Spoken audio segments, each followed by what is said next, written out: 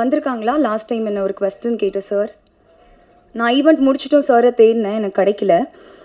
So என்ன ஒரு கேள்வி கேட்டிருந்தாங்க, நான் அணிஞ்சிருந்தது வந்து சம்மருக்கான ட்ரெஸ்ஸா அப்படின்னு.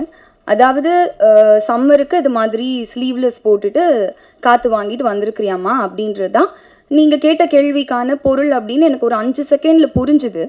ஆனால் நான் வந்து அந்த இடத்துல கோவப்படுறதா இல்லை தொகுப்பாளினியா மேடை நாகரிகம் கருதி அமைதியாக பதில் சொல்கிறதா அப்படின்ற குழப்பத்திலே நான் அந்த இடத்த கடந்து போயிட்டேன். அதுக்கப்புறம் நான் வெளியே வந்து உங்களை தேடினேன், நீங்கள் இல்லை. எல்லாரும் நான் உங்களை சரியாக உங்களுக்கு பதில் சொன்னேன்னா என்னன்னு எனக்கு தெரியல. ஆனால் மக்கள் எல்லாம் உங்களுக்கு ரொம்ப அழகான பதில்களையும் கேள்விகளையும் கேட்டிருந்தாங்க. அதை விட தாண்டி சக பத்திரிகையாளர் ஒருத்தர் ஒன்று எழுதியிருந்தார் அந்த விஷயத்தை பற்றி. அதை இங்கே படிக்கணும் அப்படின்னு ஆசைப்படுறேன். எப்படி உடை அணிய வேண்டும் என்பதை அணியும் பெண்கள் தான் தீர்மானிக்க வேண்டும், பார்க்கும் கண்கள் தீர்மானிக்க கூடாது. அதிலும் பொறுப்பும் அனுபவமும் மிகுந்த ஒரு பத்திரிகையாளர் ஒரு பெண் தொகுப்பாளரின் உடை குறித்து இன்று சபையில் கேட்ட கேள்வி ஊடக அறத்தை கேலி கூத்தாக்கிவிட்டது. இதே கேள்வியை ஒரு பெரிய நடிகையை பார்த்து கேட்கும் திராணி நமக்கு இல்லை அல்லவா? பின் ஏன் எளிய பெண்களிடம் தன் பெண் மை இருக்கும் தைரியத்தில் கேட்க வேண்டும்? இன்று இந்த கேள்வி சமூக ஊடகம் எங்கும் ஒலிக்கிறது. இந்த கேள்வி ஒரு பத்திரிகையாளரின் கேள்வியாக பார்க்கப்படாது, ஒட்டுமொத்த தமிழக ஊடகத்தினரின் கேள்வியாக தானே பார்க்கப்படும். நாம் எரியும் கற்களை இயற்கை நமக்கே திருப்பி அனுப்பும் அப்படின்னு ஒரு பத்திரிகையாளர் எழுதியிருந்தாரு. அவருக்கு ரொம்ப நன்றி. அவர் பேரை தெரிஞ்சுக்கிறதுக்கு நான் ட்ரை பண்ண குரூப்ல தான் ஃபார்வர்ட் பண்ணியிருந்தாங்க. நான் வந்து சின்ன வயசுல நான் பேச்சு போட்டியில் டிஸ்ட்ரிக்ட் லெவலில் ஃபர்ஸ்ட் ப்ரைஸ் எல்லாம் வின் பண்ணியிருக்கிறேன் சார். உங்களுக்கு ஒர்க் எத்திக்ஸ் அப்படின்னா என்னன்னு தெரியுமான்னு எனக்கு தெரியல. ஆனால் நான் விவரம் தெரிஞ்ச வயசுலேருந்து மேடை ஏறி மைக்கு முன்னாடி நிற்கிறதால நான் அழகான தமிழ் வார்த்தைகளை தான் பயன்படுத்துவேன் அப்படின்னு எப்போவுமே எனக்கு ஒன்று இருக்கும்.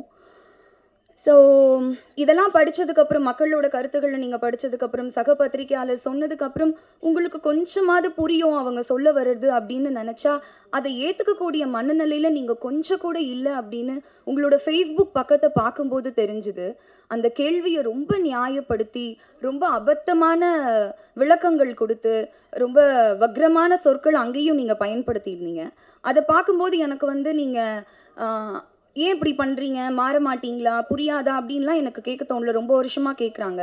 எனக்கு இருந்த ஒரே கன்சர்ன் உங்களோட அடுத்த தலைமுறைக்கு நீங்கள் என்ன மாதிரியான மாரல்ஸையும் எத்திக்ஸையும் வேல்யூஸையும் கடத்துவீங்க அப்படின்றதான் என்னோட ஒரே எண்ணமாக இருந்துச்சு. ஸோ இதுக்கெல்லாம் ஆரம்ப புள்ளி நான் எங்கே பார்க்குறேன் அப்படின்னா, பல மேடைகளில் ஒரு வெற்று விளம்பரத்துக்காக கோமாளித்தனமான நடவடிக்கைகளில் ஈடுபடக்கூடிய ஒரு நடிகர் என் கழுத்தில் மாலை போட ட்ரை பண்ண அப்போவே எல்லாரும் சொன்ன மாதிரி நான் வந்து போலீஸ் கம்ப்ளைண்ட் கொடுத்து அவர் பிடிச்சி ஜெயிலில் உட்கார வச்சிருந்தாலோ இல்லை அந்த நடிகரோட கன்னத்தை அந்த மேடையிலே பழுக்க வச்சிருந்தாலோ இது இங்கே வரைக்கும் வந்திருக்காது அப்படின்னு நான் நினைக்கிறேன். ஏன்னா வந்து அமைதியாகவே இருக்கிறதுனால நான் ரொம்ப பலவீனமானவள் அப்படின்னு நினச்சிட்டு உங்களை மாதிரியான சில ஆண்கள் உங்கள் பலத்தை என்கிட்ட காட்டணும் அப்படின்னு நினைக்கிறீங்களான்னு எனக்கு தெரியல. நான் ஏன் இது ரொம்ப கடந்து போயிட்டுருக்கேன்னா இது எல்லாத்தையும் விட ரொம்ப முக்கியமான விஷயங்கள் நல்ல நல்ல விஷயங்கள் என் வாழ்க்கையில் நடந்துட்டுருக்கு, அதில் நான் ஃபோக்கஸ் பண்ணிகிட்ருக்கேன். அதனால தான் இதை கடந்து போயிட்டுருக்கேன். ஸோ நான் கேள்விப்பட்டேன் சார் உங்களுக்கு 50-60 வயசு கடந்துருச்சு, நீங்கள் வந்து பணி நிறைவு காலத்தில் இருக்கீங்க, ரிட்டையர் ஆக போகிறீங்கன்னு கேள்விப்பட்டேன். ஒன்றும் இல்லை, ஒன்றும் பிரச்சனை இல்லை, இது ரொம்ப ஈஸியான ஒரு விஷயந்தான். ஆரோக்கியமான உணவு பழக்க வழக்கங்களுக்கு மாறுங்க. ஒரு நாளைக்கு 3 லிட்டர் தவறாமல் தண்ணி குடிங்க. நடைப்பயிற்சியோ யோகாவோ தியானமோ ஏதாவது ஒரு வகுப்பில் சேருங்க. இயற்கையை ரசிங்க, சந்தோஷமாக இருங்க, பாசிட்டிவான விஷயங்களை பேசுங்க. இது சீக்கிரமாக சரியாயிரும் அப்படின்னு நான் நினைக்கிறேன். ஸோ இது பற்றி வந்து நபிகள் நாயகம் ஒன்று சொல்லியிருக்காரு, அதோட சொல்லி முடிச்சுடுறேன். ஒருவருக்கு பரிசுத்தம் வேண்டுமானால் அவர் தீங்கு விளைவிக்காத வார்த்தைகளை பயன்படுத்த வேண்டும். அன்னைக்கு அவங்க பேசும்போது ஒருத்தர் கூட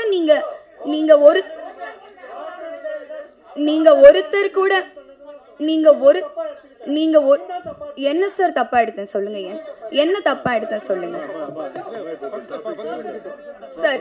சம்மருக்கு நீங்க போட்டிருக்க இங்க இவ்ளோ பேர் பேசுறீங்களே, அன்னைக்கு ஒருத்தர் கூட நீங்க அவர் தப்பா பேசலையா? சரி, வெல் அண்ட் குட். அவர் தப்பா பேசலன்னு சப்போர்ட் பண்ணீங்கன்னா வெல் அண்ட் குட். ஓ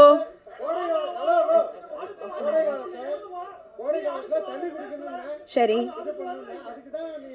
கோடை காலத்துல தண்ணி குடிக்கிறதுக்கும் நான் அணிஞ்சிட்டு வந்த சாரிக்கும் என்ன சம்பந்தம்? ஒருத்தர் கூட நீங்க அவரை கேள்வி கேட்கலையே.